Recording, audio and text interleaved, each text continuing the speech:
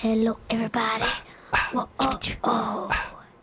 Hello, Welcome back to the Other Side Lifestyle Podcast. We're bringing back the intros. We might have had a couple episodes where the intros came back recently. People seem to be confused. All of a sudden, we're just in the middle of a conversation about, tell me about your dad's video store. So we are back. We got a solo episode. We know that the audience has been craving it. They've been yearning for it. They were about to stop listening to the show because they just want to hear Jim, that's me, and Aram talk. That's me. And again, as a reminder to everyone, it's Aram, not Aram or Aram or any other weird ways Aram? people pronounce it. I get Aram a lot. Aram is the common one. Yeah. Because it's like Aaron, but with an M. Aram. Yeah, I guess so. I was telling somebody the other day when they were asking, yesterday I was on somebody's podcast and they were asking, saying your name. And I was like ROM, like on a computer. CD-ROM. CD-ROM. There you go. Yeah. CD-ROM. A-ROM. We can call you A-ROM. The way that I phonetically spell it out when I like text it to people, I put UH-ROM. Okay. ROM.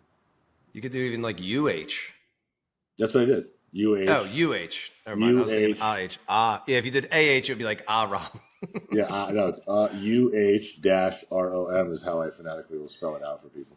It is interesting that you have 3 letters in your name that take up 4 spaces, and it could be pronounced so many different ways. I know. Well, it speaks to the vibrancy of my character in general, like how multifaceted I am, and that you can handle that kind of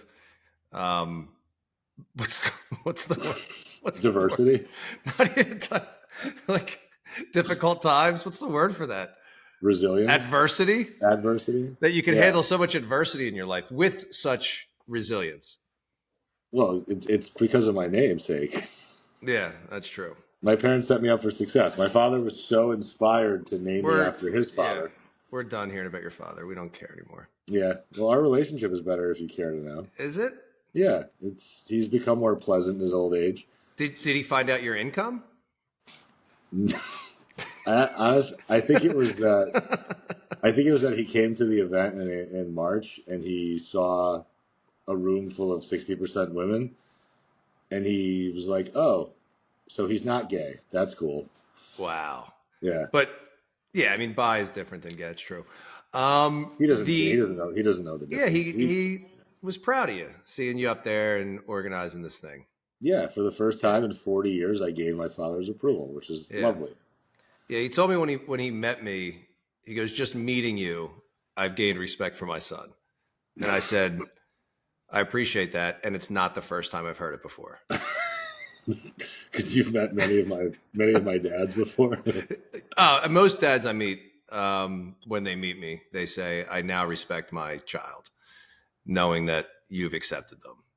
And that's instantly when they meet me. They don't even know me yet, but they just know me. You know, I can't even shit talk you because you're probably the only father out there that I respect. Oh God, I'm trying. It's actually one of the only things that you do extremely well. Yeah. Never mind. I'm not gonna. We're saving that for a future episode. But yeah, dude, I'm proud of him. This is an update episode. We're gonna tell you about some updates. Aram's a survivor. My son, now in middle school, joined wrestling. Oh, I'm just proud of him for, like, I would have been too scared to do that. He's 12? He's 12. Just turned 12 a couple months ago. Is he still doing baseball too? Yeah, he's doing baseball. Started baseball this year for the first time at 11 years old. And most kids wouldn't go out for a new sport at that age. A lot of these kids at 11 years old have already like single sport athlete, you know, ruining their lives, doing baseball year round, or soccer year round. Like they're like, as long as I do this, then I'll make the high school team. It's like, meanwhile, half these kids will probably hate the sport by the time they get to high school. So yeah, proud of him for stepping out of his comfort zone constantly and trying things. He's like, I want to try that. And he just tries it. And he's been digging the workouts. And having insecurities with his body. Like these kids, most of them, he might be one of the only ones that's his first year. They've been wrestling for years. They're all like lean, and he's, you know, not confident with his body and still going out there and doing it and sucking wind And then after like a few days, he's like, it's like getting easier already. I was like, yeah. It's a fucking hard sport. Oh, yeah. I mean, it's nonstop conditioning. Yeah, it's brutal. I give people any kind of combat sport in my eyes is the most badass. Like football was hard because of like the off-field training shit because they just basically berate you for 6 months. Yeah. But like wrestling, jiu-jitsu, all that other shit, like boxing, like forget it. You're just a different type of tough. Yeah, I mean football. I mean, what's the longest that you're sprinting for or going at it? 7 seconds before a long break.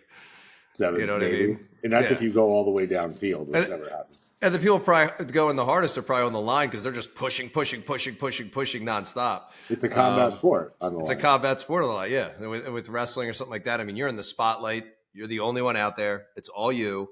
I mean, he's not in matches or anything like that yet. They just started doing live wrestling this week. So yeah. Oh, they are. They're going at it with other kids now. Yeah, they just started that this week. So otherwise, it was just practicing the different takedowns, shoots, and just drilling them cardio wise. So yeah, I had to buy them. I got them like 7 pairs of sweatpants. Parents out there, go to Walmart. $7 for a pair of sweatpants. He loves them, and they're like the old school '80s sweatpants, you know, like with the elastic at the bottom, but like the thin elastic, not the thick, cool Viore, Lululemon, Rocky sweatpants. Yeah, I like the little elastics. And then a bunch of plain T-shirts, $3 each, $3 each. Like so, he's stacked with his wrestling clothes, so it's good. But yeah, that's new with him, and Aram's a survivor. He's recently found out that he's a survivor of Hashimoto's. I am. I've been diagnosed. And he's a male. He's a male. I'm one of the only men in the world. That's actually a lie. Yeah. There's plenty of men that have it, but they don't speak about it because it's taboo. It's like the herpes of autoimmune disease. Everybody has it. Yeah, but nobody wants to talk about it. Nobody wants to talk about it. I'm shedding a light on male Hashimoto's. I actually do not have herpes. I don't even get the oral herpes. Like the cold sores. I don't even get those. I'm wrapped in herpes. My herpes has herpes. I heard on Tren your dick grows a dick. Is that true? I got to tell you, man. So 10 weeks of bliss, followed by a crushing blow to my ego today, finding out that I had Hashimoto's, which, interestingly enough, because my lifestyle is as good as it is, and my nutrition's as good as it is, and sleep is good, and stress is down, and being on TRT, I don't feel any, like, because the woman was asking me, the PA was like, do you have energy in the morning? I'm like, yep. She said, do you have energy in the afternoon? Yep. Have you gained fat in weird places? Nope. And then she goes, how much Tren are you on to get that energy? Well, she knew. I mean, I told her that I did 10 weeks of it leading up to this and had my blood work done last week. And it was horrifying. The blood work was horrific. But the results of Tren were fantastic. Now, what's now coming off of it? Well, one, why did you get on it? What was like the goal ahead of time? And what's the plan afterwards? I wanted to experiment with it just because I understand pharmacology relatively well as far as like that type of stuff. And I wanted to see how my body and mind would respond to it. Yeah. And like most people will take, like if you're a bodybuilder, you're taking upwards of like 300 to 500 milligrams a week, just for context, right? So these people are filling up multiple syringes, doing multiple injections per week of just this compound outside of like testosterone and other compounds that they'll take alongside of it. That's why they get as big as they get. Yeah. I was taking 80 milligrams of Tren, which is like a micro dose of it. Yeah. I remember when I was in middle school, so I get it. Dude, in 10 weeks, I gained 6 pounds. So I went from like 210 to 216. As a 40-year-old man, I PR'd my bench press. I PR'd my squat. And in that time, surprisingly somehow, I also ran a 5K, which I could feel like that was surprised. I'm surprised the cops pursued you for that long. It was in a controlled setting. I was on a treadmill. It was in a controlled setting, as opposed to the typical uncontrolled 5Ks. But the one thing I will say, like towards the end of it, like I could feel myself wanting to get off of it because Yeah. it got cumbersome. Like what part got cumbersome? Breathing started to be hard. Okay. I could see why like dudes will get sleep apnea on it very, very badly. Because like I didn't get like so big, but like because I'm already pretty big, I got noticeably bigger to the point where like wiping my ass was harder, like showering sucked. Like there was times where I'm in the shower trying to use a bar of soap, and I couldn't get limbs behind me to do things. Like I had to use a brush for everything. Yeah, the brush is great though. But it just got so, and like even just like doing check-in calls with people and pacing around my apartment, I was so out of breath after 5 minutes I couldn't. But then riddle me this: I was out of breath on phone calls, but I could do 30 minutes of zone 2 cardio at 155 beats per minute, no problem. Maybe like talking? I don't know. Yeah, it was really difficult. So like I mean, it almost made me empathize more with people that are obese because like you have the same quality of life issues just for a different reason. Yeah. Like I look like a fucking statue and like a. It's good to know that it took that for you to empathize with them. That's really good. Your heart's in the right place. Piece of shit. I had to be on a hardcore anabolic for 10 weeks. I had to hit PRs and everything. It looked absolutely peeled and jacked for me to understand the trials and tribulations of somebody with obesity. But I get it now, and that's what's important. Yeah, I mean, I could have just watched The Whale. Yeah. So I like the fact that it was just that you were curious, and I like that approach with everything. You know, like let's just be curious with things. You know, and we talk about that with people as they're trying to pursue anything. It's like just be curious instead of what's the best way. Just be curious and fuck around and find out. And do you think you'd ever do it again from how you feel right now? Just for that feeling? Absolutely, dude. What was your PR for bench press? 370 pounds. All right. My PR is 315 at like $170. Yeah. But right now, I couldn't even deadlift 315. Dude, I was doing 315 for sets of 6. It was crazy. You got like 60 pounds on me. Not anymore. Now I'm fat. We'll talk about that. Yeah, how much do you weigh right now, Porker? I don't know. I had to stop weighing myself from depression. Yeah. No, I'm probably mid 180s. I feel my best when I'm low to mid 170s. Oh, okay. That's good context. Yeah, so I'm probably mid 180s. I've only weighed myself a handful of times this past year, and I never saw, 190 or anything like that. Because my body's slowly atrophying muscularly, and so you're liquefying. Yeah, and then what's the opposite of atrophy? And then my adipose tissue is in a hypertrophy phase. Oh, so you are in a building phase. Yeah. I'm in a hypertrophy phase. It's a dirty bulk without the muscle bulking. Right. Yeah. So it's it's a new program I started. Aram's actually been coaching me through it. It's the muscular atrophy. Adipose hypertrophy 12-week program. I've been doing it for 10 months, and it works really well. It works really well. It's slow progress. I still have the divots, but not the divots. You know the divots. Yeah. Yeah, the low ab. The oblique area. The oblique divots. I still have them, but nothing like I used to have. And I'm a love handle fat grower, and I hate it. Obviously, everybody hates where they grow their fat, but I'm like, I look over my shoulder in a mirror with no shirt. I'm like, fuck, you piece of shit. But yeah, but you know what the best part of that is if you get your lats big enough, your love handles aren't as bad. They're still hanging over, but I hit a wall. I've been eating worse. I've been drinking more, and I've hit a wall with it. And psychologically? Psychologically.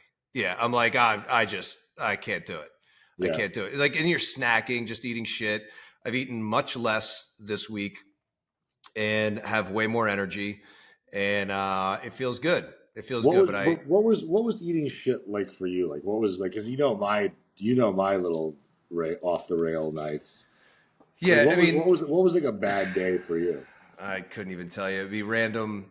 My day always starts well. It's always with a protein shake. Yeah. Some days, if I know that I might not have time to go get lunch or anything like that, I'll make eggs, egg whites, possibly a piece of sourdough toast or something. I make a shake, and that kind of gets me through my workday. Yeah. And then coming home, grabbing whatever's around. So if I have like cinnamon toast crunch sitting around, as like the cereal treat for my son, which for him, it's typically would be like an afternoon thing. I would take a bowl of that down, cook up a frozen DiGiorno rising crust pizza. Are those any good? Yeah. Even Yeah, like the Walmart brand ones and Red Baron, like any of those ones. I mean, you're getting like 3 of those pizzas for like $10, $15, where you buy a pizza at the store. Now it's $15, $20 for a pie. So, I'll get those, and then I'll suck down half to 3/4 of one of them. And that's strong. Yeah, I was doing a lot of ice cream. I got the Ninja Creamy. So were you doing normal ice cream or creamy? Normal ice cream. Yeah, that I expected to last the week or so. And no shot. And my problem is, I don't know if anybody listening does this, or if you do this, or Rob, I'll take the carton out and I'll just like shave like a layer off the top. Yeah. And shave a layer off the top. I'm not digging into it. It's just a thin little layer. Curls up as I run it down the spoon. So it always looks like flat at the top. But it's these thin layers. Dropping by like 3. Yeah. And then all of a sudden I'm like, fuck, I'm already a third of the way into this. And I'm on the top half, which is wider than the bottom half. So I do that. It deceives me. Do you portion it out ever? Like, no. Do you put it into a bowl separately? Why would someone do that when you are not taking care of yourself at all? That's true. No. Yeah. I mean, there was a rare time maybe I did, but otherwise I just was like, I'm just going to have a few bites. So what you were describing to me is intuitive eating. It's intuitive eating. It's very intuitive, anti-intuitive. So just have not been taking care of myself. We've mentioned it before. A lot going on this past year. We could sneak it in. Not get into it. How poorly do you feel?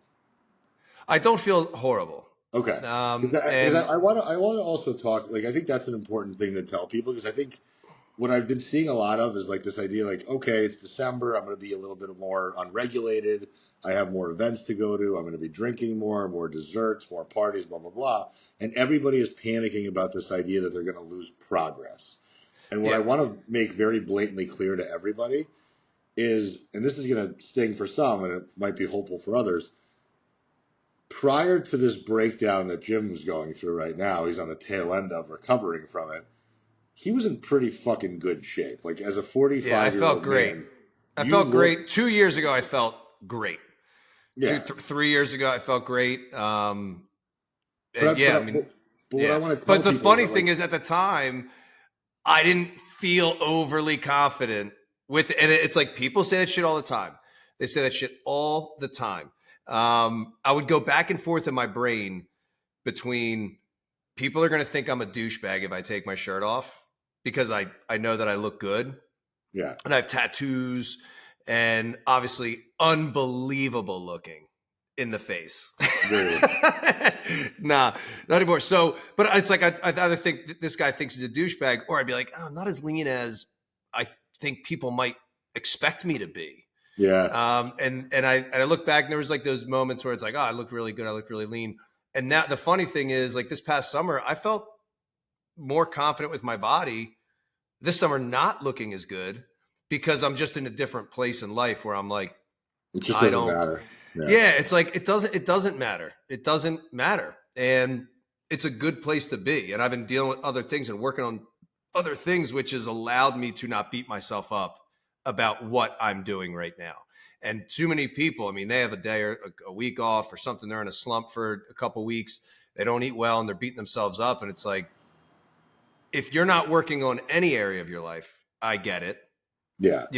And most of those people who keep beating themselves up and keep getting into that cycle of, I'm dieting, I'm beating myself up, like constantly beating yourself up, because you're beating yourself up with a strict diet. You're beating yourself up when you're not treating yourself well. you're constantly beating yourself up. You have to get to that place where you're digging into that shit. And I know Rams digs a ton into his psyche, and that's what I've been doing the last couple years. And you start to unpack those things, and then you start to realize the stuff that I'm talking about, where you don't beat yourself up anymore. You give yourself grace, you give yourself empathy, and then you get to that place where you're doing it for how you feel when you're doing it, which is always why I've done it. You know, like I feel better when I'm lifting and all that. But yeah, I hit that wall like a week ago. I'm like, I'm fucking done. Like, I don't even want to drink. And I feel better when I'm eating good food. I'm not having the stuff available in the house, and I don't crave it so far. I might fall apart tomorrow. You never know. It's like, I'm like the person who did 2 days on a Peloton and said, I'm back. And then they never post again. You know, so I just think, but that's just a testament to good habits. Because at the end of the day, like you want, I don't want to say rock bottomed and unraveled completely. No. But those habits at Staples absolutely kept me where I am. Yeah, which again is like, nothing great, but nothing horrible. It's like I still half decent. You didn't put on 25 pounds of fat that was noticeable to where like your friends were concerned. Yeah, I maintained an energy balance. You did somehow.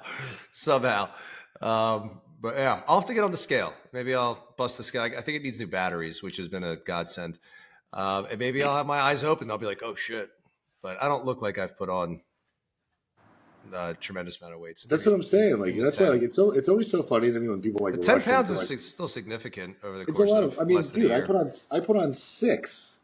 That's with Tren bologna sandwiches. It's different, right? But still, like that's 6 pounds of weight. Like that's still 6 pounds you have to carry around that you didn't before. Yeah. Like for you, like 10 pounds, like that's a. I mean, that's what like. But I always tell people, it's always relative to where you were. Like everybody's so hard on themselves, but it's like most people are hard on themselves so unreasonably because and this is again, I'm going to go back to the statement. This might sting a bit. You didn't make that much progress in the period already. Like if you're 40% body fat and you drop down to 35, that's cool, but you're still fat. Yeah. Right. Like, and at the end of the day, too, it's like, what's fucking progress? And do you think you're going to spend the rest of your life progressing? No. Like, it's ridiculous. No. And then it's like to not recognize that there's going to be seasons of life and all this stuff. It's like, I just think when I look at some people who are, you know, mid-30s or something, they're living this lifestyle, and it's so easy to compare yourself. Man, they just stay lean all year round, blah, blah, blah. And it's like, I'm 45. I'm not 35. You know what I mean?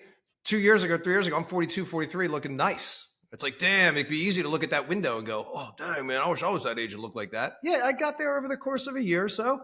I wasn't that way 7 years ago.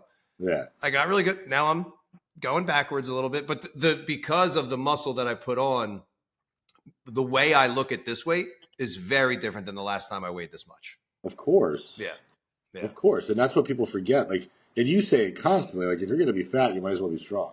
Be strong and fat. So right. I got weak and fatter. And that's what 2024 has been for me. And it's so funny because it really is like on paper, this has been the worst year of my life on paper. And I feel fucking great. Yeah. But I feel like I'm in such a good place. You're more mentally secure. I think you're more physically secure. You have different aspirations. You have different focuses now, as opposed to only seeing value in what you are aesthetically, which you never really were that type of person anyway. Yeah. But I think it was always there. It was always there, you know. There was a bit of noise. There was more noise about it. Now that I feel like that noise is almost completely gone for you. And I think your self-worth is rooted in something that's much deeper than just your appearance. Yeah. And then that allows me to step into this next phase of training and eating a certain way with a totally different perspective, you know? Yeah. So I'm excited for what's to come. I'm excited for feeling weak. I'm excited for the frustrations I'm going to have in the gym and getting back into routine. I'm excited for those things because all those things are going to teach me something. Yeah. And it's like, hey, you got to always have that white belt mentality. And so it's going to be interesting. I mean, it was earlier this year. I was on Ryan Kassem's podcast, and he, you know, these little moments. Yeah. And he was asking about what's the most significant, you know, moment in your life, whatever. And I go, I don't think I've had it yet, but I think it's coming up. Yeah. And it's Yeah. like, and it's there, it's happening. So it's cool. It's a cool thing. So if anything, like the encouragement to anybody that is listening, because we always like to remind ourselves that we're talking to people, not just each other, but we love talking to each other.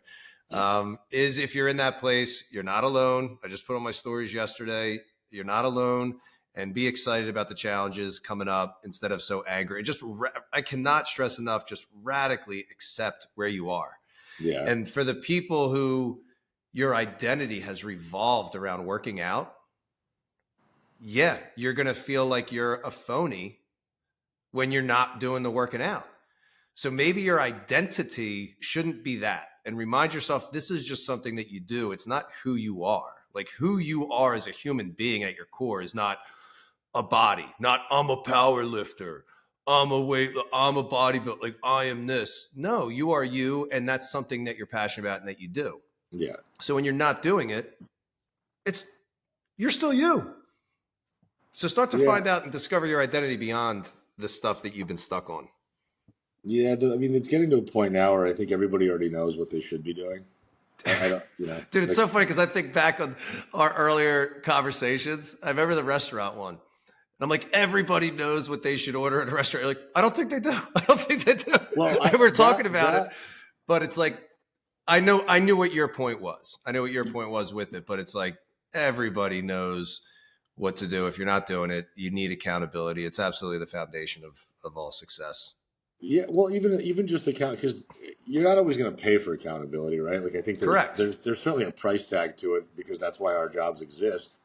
But even just having like some intrinsic accountability, like for me, I like visually seeing it on a calendar. Like I do a whiteboard calendar in my fridge. My two standards are I give myself a green check if I worked out that day, whether it was cardio or weights. I give myself a blue check if I nailed my nutrition targets, 90 to 110%. And I give myself a red X if I didn't hit one and the other. So if I didn't do both, then that day was a red X.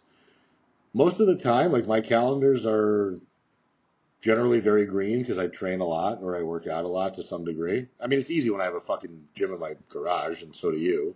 Yeah. Like, cause I consider 20 minutes on the elliptical a workout. Like, that's fine for me. I don't need to go in there and beat the shit out of myself for an hour and a half. Like, something for me is better than nothing most days. I'll go in there and I'll do 4 sets of arms, 4 sets of shoulders, and I'll walk out. Like, I'll still give myself a green check for that. Yeah, that's all I've been doing this week. Yeah. 2-3 movements, 3 to 4 sets each. That's it. It's just to get into the habit of showing up in the garage. But even like what Aram just said is that accountability works for him. So don't go put a whiteboard up and get frustrated that it's not working for you. Right. And give it enough time. But people there's no real vulnerability, I think, in most people. They're afraid to even ask somebody like, dude, I need to start working out. Have you been at all feeling the same way? Like, can we hold each other accountable? Can we go to the gym together? Can we go for walks together? Whatever it might be. You don't want to ask someone because you feel stupid. You're afraid they're going to say no, blah, blah, blah. And that's just going to keep you captive. If you don't have the conversation, you don't say these things out loud, you don't ask for help.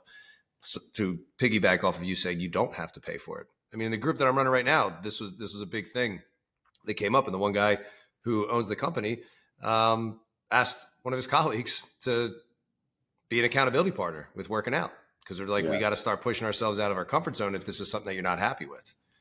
But it also has to come down to defining, like, why are you not happy? Like, what's the, like, I'm at a point now, luckily, I don't want to say luckily because I've earned it. Let's be honest. I've done this for 25 years.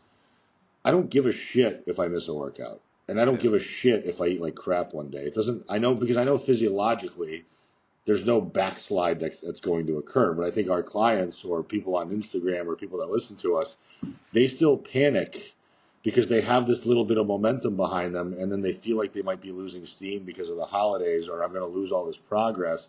You would have to be in a catatonic, comatose state on your back for 2.5 weeks plus to atrophy any muscle whatsoever.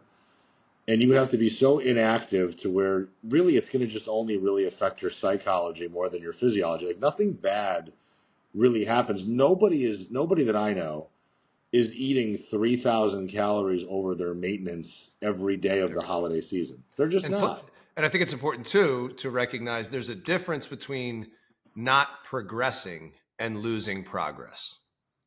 And I just People talked over to, over the holidays, you might not be progressing. sure, and you You might shouldn't not be, be honestly. correct. So that doesn't mean you lost progress. No, Maybe you lost some momentum if you're in a progress season of life. sure. It goes on pause, but you Yeah. didn't lose the progress. No, you're in a traffic jam. Yeah. You're in a traffic jam. Yeah. The stock market stayed the same. You've driven that distance already. Yeah. Like if you're driving from Connecticut to Philly and you have to stop in Jersey on the fucking bridge for an hour, you still drove from Connecticut to the bridge. Yeah. If Bitcoin is going up, and then it doesn't go up for a month, you didn't lose progress. You just didn't keep progressing. Right. And that's why, like, I think people are always expecting to have this forward momentum or all this visible, noticeable progress. Sometimes instead of worrying about why you're not moving forward, start focusing on how far you've actually come and what you're now able to maintain. Yeah. Like that's the thing. I think that's probably the anchor that held you together this entire time was that, like, you always did have the same breakfast and you always were relatively active and you do a lot of stuff with your son outside. I'm and in the you're doing yard. housework. Yeah. Like you're not losing progress is you saying fuck it completely. I'm going to now start going to Dunkin' Donuts every morning for breakfast to get a sausage, egg, and cheese and a large fucking frappuccino. And then for lunch, I'm going to eat fucking wings and a burger. And then for dinner, I'm going to have my DiGiorno pizza. And then afterwards, I'm going to sit all day and all weekend long. Yeah. That would be losing progress. Yeah. To me, I just like to see, and the people that are, I think, struggle with that the most are the ones that are just so hyper-focused on the exterior. They're so hyper-focused on everything else instead of just themselves and being actually happy, which was what the question that you posed. Like, what is being happy? What are you happy? What are you happy about? That's what you said. And I don't think people are thinking about that stuff. Nobody does. Nobody. Like, when people ask people how they're doing, right? Like that pedestrian question, like, "Hey, how are you?" Nobody really actually stops to listen to understand what that actually means. And I don't know that a lot of people are sitting down and auditing what truly does make them happy or fulfilled or joyful. Like I can tell you off the top of my head 3 to 5 things that I like doing that make me happy. Yeah. And they're personal to me. They're going to differ from individual to individual. But I've actually sat down and I've journaled about it and I've talked to my therapist about it. And I want to be very definitive about what those things are because those are the things that are going to make me feel good when life isn't awesome. Because life isn't always going to be awesome. Like, right, the rule of thirds, and I talk to my clients about this. A third of the time, life sucks ass.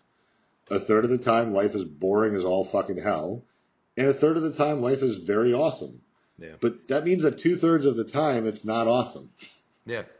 Yeah. I did, like, even today, I'm at work and cutting through the factory lounge to pee because now I'm elementary school and I'm a bathroom in my office, so I have to see people. Ugh. And it's like, how you doing? This dude, almost Friday. I know. I'm like, oh, God, you're the worst. But it's like even those things that you're just in the habit of saying to, like, get a chuckle or whatever it might be, to, like, identify with somebody else, you're saying those things, and now that's how you are thinking, that's how you are believing, that's how you are feeling. Instead of, you're just like, is there anything about your life you like? You're just, for Friday. Yeah. So it's wild. We don't realize the things that we say, how much, and even just saying things out loud. Like, somebody today messaged me about, like, the slump that they're in, and they're done with the excuses and blah, blah, blah. And, I replied and they were like, sometimes just saying it out loud helps. And I was like, saying it out loud helps all the time. Yeah. But people just say the negative stuff out loud. They don't say the positive stuff out loud. And I was going to ask you if you've noticed that there's a lot less intention with people's words. Like, I speak very intentionally. Like, I almost correct myself when I say certain things out loud. Mm-hmm. Like what I just said about being like, I'm lucky that I do what I do. Like, no, it's not luck. It's not luck that I do what I do. It's intention. Yeah. Mm-hmm. I live the way that I live very intentionally. But, like, there's been times where I've gotten on the phone with people to do either consults or exploration calls, and I ask them, hey, how are you today? Oh, I'm really busy. You being busy is not how you are. Yeah. You being busy is something that's a byproduct of the job you have, or the circumstances that you have, or the lifestyle you've chosen. You being busy is not how you are. Everybody's busy. Yeah. How are you today? Like, what's going on in your life today that is making you feel like a human being and making you happy or bringing you some level of joy? I didn't ask you about your schedule. Yeah. And And I I think recognized that a little while ago about myself, that I was always doing that. Like, oh, this happened, this came up, da da da. Almost like I would do it with my parents a lot, like almost trying to seek validation for how hard I'm working. Yeah. And I get to recognize that and go, God, like that must be awful for them when all they want for their kid is to be happy. Right. And all they're hearing is how you're, oh, this came up and then I had to do this and I'm running around, I'm doing this, da da da. And I'm seeking validation from them that I'm working hard, they did a good job. And meanwhile, I'm giving them the opposite of what the parent really wants. And then that made me, just recognizing that made me start to change the way that I say things. And exactly that, when like, how's it going? I know you're busy. They end up saying, they started to say, hey, how's everything going? I know you're busy. I'm like, no, things are good. Like I'm doing good, blah, blah, blah. So absolutely. I echo what you just said to the umpteenth. What I've been saying a lot lately, because people have been asking, like, oh, how are you? What's going on? And I've been honestly saying, I said, everything is very, very good and peaceful. Nice. Like, I'm in a place in my life where, like, I truly am calm, I'm peaceful, and I want for nothing. I don't care about what the future is. I'm not worried about the past. Because what is anxiety? Anxiety is the fear of what you don't know is happening. Yeah. And what is depression? Depression is ruminating in the past. Yep. I'm just really just enjoying the fact that like things are good. Like I can sit here and freak out about the fact that business isn't busy. I can freak out about the fact that like what happens if Instagram goes down next year again and I can't get clients. But like if you sit there and worry about all the stuff that you have no control over, which I think most people do, they put themselves into these self-imposed states of panic or grief or depression or anxiety, as opposed to just like zooming out and taking a look at where you're sitting right now. Like if you were somebody that was looking above at you right now, are things generally pretty good? And most people would probably say yes. Like you have a house. And who are we to say that life is supposed to be awesome all the time? It's not. And then expect that. Correct. It's not. It's not going to be like this. Like shit's gonna. But in general, it's relatively mundane. Yeah. Like like I'm watching Ray Donovan on TV, and I'm on the fourth season, and it's enjoyable. And I eat the same dinner every day, and on the weekends I go and walk my dogs on the boardwalk. These things aren't monumentally exciting. Yeah, and even just to be like watching, I'm enjoying watching the show versus like, I got nothing else to do. I'll just watch the show. I just wasted 3 hours. I'm a loser. What's wrong with me? Right. You could do the exact same thing. Be like, I really enjoyed that.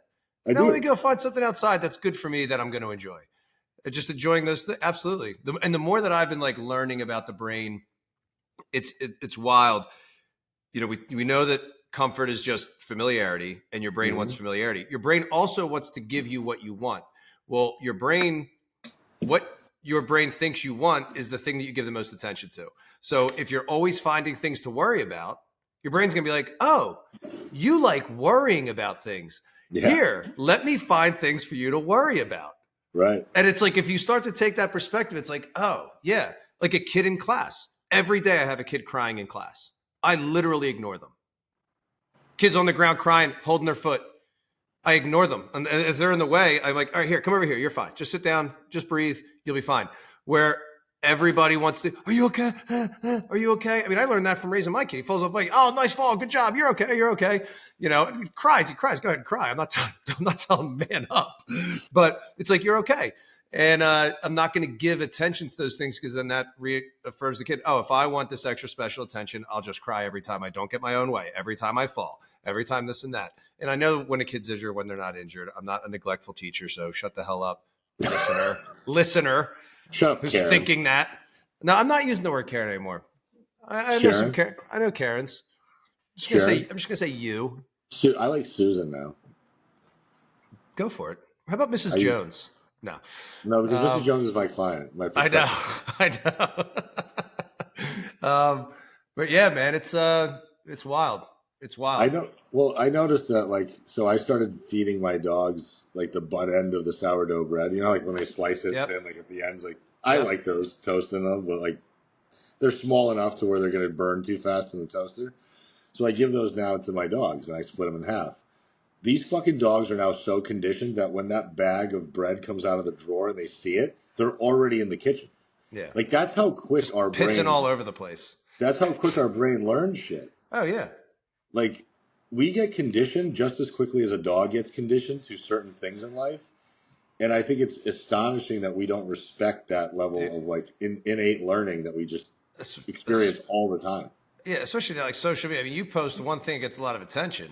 You're like, oh shit, I'll repeat that. And unfortunately, too many people, especially in the Facebook world, they'll post something that they're complaining about. Then everybody jumps to say how amazing they are. You're like, Yeah. oh man, I'm the shit when I complain about stuff. And they keep doing that. And then all they do is notice all the negative things. You notice all the negative things. And it's wild to think, because I think some people think, especially when we go to conferences and like the sales pitchy conferences, which we don't really go to anymore, No. they think if I just change everything about my life, then it'll be awesome. You could change absolutely nothing about your career and completely turn your life around just Yeah. simply by the way you are perceiving the career. Like, dude, Yeah. I get to play. Like, I every day I'm getting hugs. I'm getting I love yous. Literally, I love you. This girl, I love you. You know, today, like a first, second, kindergarten, whatever grade she's in. You know, and it's so great. But I've never yelled in my entire career. Now I do it on a regular basis. Do This you? little every day. Dude, today I screamed at this class.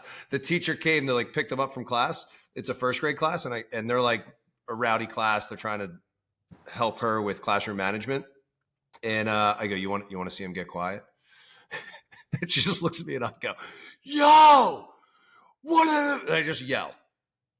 And like as soon as I said yo, they were silent. How does it feel to command that many young lives? I've realized I'm more of a man than I thought that I can yell at 6-year-olds. It's really nice. It's refreshing. It boosts my pride, my ego, my subconscious, unconscious, and conscious minds. No, it's like, but I have to yell to get their attention. And then I'm like, guys, I shouldn't have to yell like that. And I immediately calm down and blah, blah, blah. But, and I've had other teachers say this has only been in the last 5 years. Like they've never yelled at elementary and now they're like, they have to yell at kids. It's just a different world. But So you're a cortisol survivor. yeah, I'm a cortisol survivor, which is actually a bigger deal than being a Hashimoto survivor. But I can view it as these kids are nuts. I can't handle this. I got to come to all these games. This closet that I got into is a mess. I don't know what things I can do with them. I got to, or I could be like, this is great. Like these kids are actually excited to see me. I can yell at a kid and the next day they come in, give me a hug. Where a high school kid, if I look at them wrong, they look at me like they want to murder me for the rest of the year. You know, there's no forgiveness, whatsoever. Because they probably do. They are plotting. They're like that kid that makes the list. Yeah. And then when he gets older, he realizes these are the 5 people on the list that made me a miserable person. I'm going to go and kill all of them in order. And then you put lipstick on after Adam Sandler calls you. Who was that? Was that Steve Buscemi? Yeah. Was it Happy Gilmore? Yeah. But yeah. The second one's coming out. Really? Yep. Was that Happy Gilmore? No. Yeah. Billy Madison? Billy Madison. Billy Madison. But Happy Gilmore too. Yes, I did see that. Because I was like, I didn't think there was a second one of those coming out. But yeah, Happy Gilmore too. Yeah, I did hear that. I still want to see the second Gladiator. I heard one person said it was awesome. Every other comment I've seen online or from anybody else said it was awful. Really? Awful. I watched. Did you see? Did you watch the second Joker or no? Is Denzel Washington in Gladiator too? Yes. That's why you want to see it. All right. Of course. Yeah, somebody had commented how everybody has a British accent, which doesn't make sense anyway, and how he's just like, I'm Denzel. Yeah, he's speaking like American gangster. He's speaking. He's in the Bronx in 1975. Yeah. It's hilarious. I had to watch the second Joker just to see what all the because people said it was awful, the worst movie ever.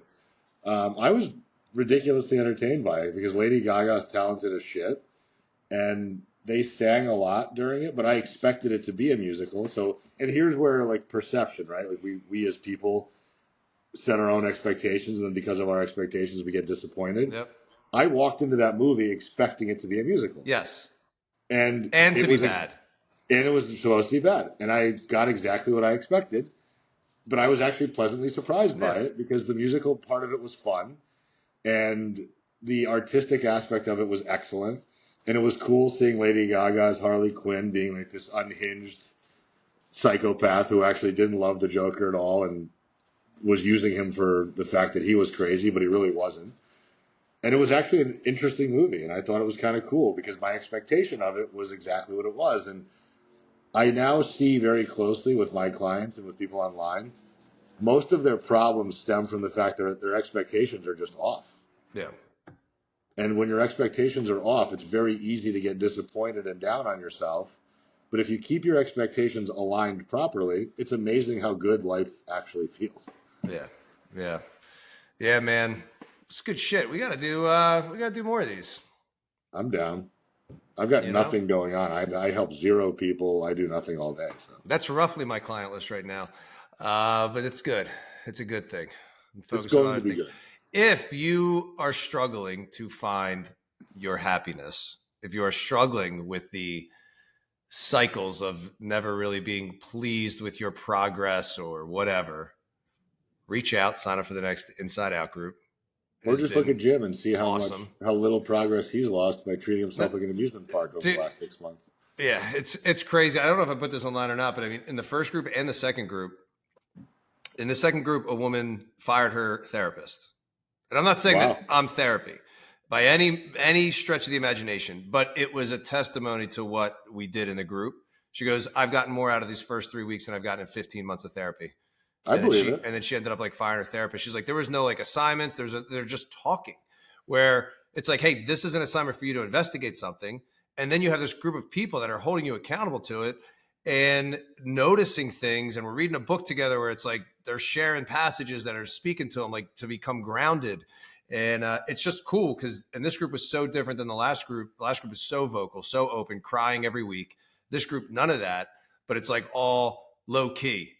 You know, they're all like the DL doing stuff and then showing up with these like, you know, testimonies in a sense of what they're saying that they're starting to recognize in their life, how quickly they're able to calm down from things, standing up for themselves. I mean, one person, mid-30s, standing up to her mother for the first time about like food shame type stuff.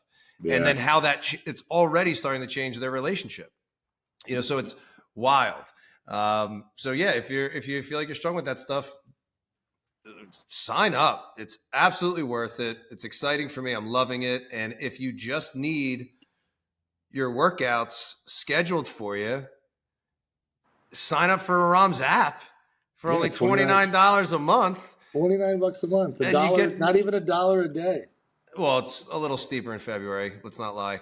Yeah, but nobody cares about February. It's not a real month. So they're paying more 3 years, and they pay less every 4 years. Yeah, no, I mean, it's like, know what you need.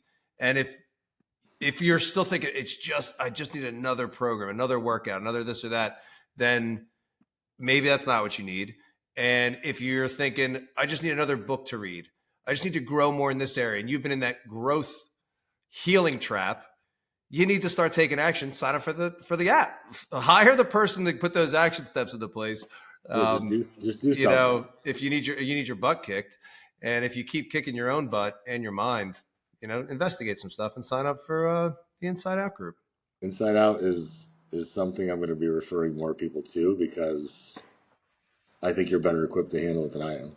Yeah, it's been good. And I've been blessed to have #blessed to have people in my life. Just I have friendships where I talk about this stuff and they are open to talking about it. And how that changes everything when you start actually just having conversations. Like when we had JK on, he's like, I don't think I've gone more than 3 minutes in Jim's presence without like having a deep conversation. Like the first time we met in person, we just like got into talking about stuff, but he's also a deep guy and wanted to talk about that. So when you're around those people, it makes it a lot easier to investigate when you're willing to be challenged, you know. And I know that you have faced a lot of stuff over the years, and then again more recently, and you're not backing away from challenging situations and challenging questions to investigate yourself, you know. You know, it's like, why do I keep fucking up? Like, why do I keep fucking up my diet? Why do I keep missing? Why do I keep? Well, investigate that question. Yeah. Yeah. Investigate the question. Dig in a little bit. Like actually Yeah. do a little bit of like, don't just stare in the mirror. Crawl around a little bit in there. Yeah. Because you start off with the question, what's wrong with me? And then you end it. Yeah. That's where the conversation ends. What's wrong with me? And then you go, I'm a failure. And then that becomes your identity. Yeah. And that's why people are stuck in that place, is because they ask that question, but they don't actually probe or dig around or diagnose anything. So since we like giving practical steps, 5 whys. Why am I like this? Answer that question. Ask why 4 more times. Honestly, like why do I want that body? Answer the question. Ask it 4 more times. What I've been doing actually is I've been prompting ChatGPT for journal prompts. Yeah, it's a great idea. And it works really well, because there's times where like I want to journal, but I don't have like anything to dump out because my mind is kind of blank. But when I ask ChatGPT, like what are 5 good journal prompts to start conversations with yourself about self-development? Yeah. And it just grab 2 of them and just start digging into like 2 of those questions and start giving yourself some ideas. Yeah, for a lot of people, I would ask like journal prompts for self-sabotage, journal prompts for self-limiting beliefs. Yep. Because self-limiting beliefs and self-sabotage are the same area. And those self-limiting beliefs come from something from your past. That's the shadow work that you hear people talk about. I mean, it's all connected. So that's a fantastic idea. Look at us with no intention of giving practical steps. Just always doing it. We're unstoppable. Well, it's because you're a cortisol survivor and I'm a Hashimoto survivor. Cortisol survivor. We're coming from a very enlightened place.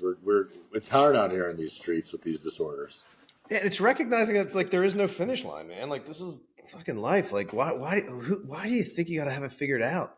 As soon as you have it figured out, once you get to that place where you're like, man, I'm at this place, I figured a lot of things out, and then it gets scary because you're like, oh, I got so much more to figure out. But then it's like exciting when you accept it, when you accept like, yeah, this is cool, you know. And then you get to that place like you had kind of referred to of, you know, things are going to be hard, you know, things are going to be mundane, and when you get to this really good place, you can be in the hard part and be fully aware, fully present of like, this is just a hard moment and this will pass and I will learn something from it if you're open to learning something from it. Otherwise, you're just going to bitch and moan and complain and blame everybody else for all your problems. Instead of going, what's my role in this? Even when it's fully somebody else's thing, what's my role?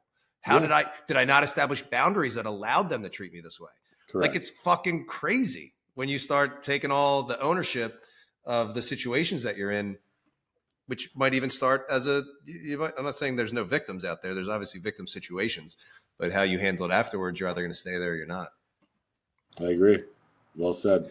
And your reading homework for this week is Eat Bacon, Don't Jog by Something Peterson. I'm looking at it on my bookshelf. Don't read it. Don't read it. Actually, I just started reading a book called The Anxious Generation. It's very good. I like it. It's about how social media and cell phones have essentially driven up depression, anxiety, and ADHD. Absolutely. You add that to people's diets. The correlation between, especially a kid, but even adults, their diet and their ADHD symptoms, their autism symptoms, the connection between that is wild. Yeah, I mean, you're an educator. You get it. Dude. High level educator. Highly evolved, high level. Yeah, man. Awesome, brother. All right. Well, everybody, until next time. Until next time. We did want to say one other thing, though. Aram, would you like to tell everyone this last announcement? Bye-bye.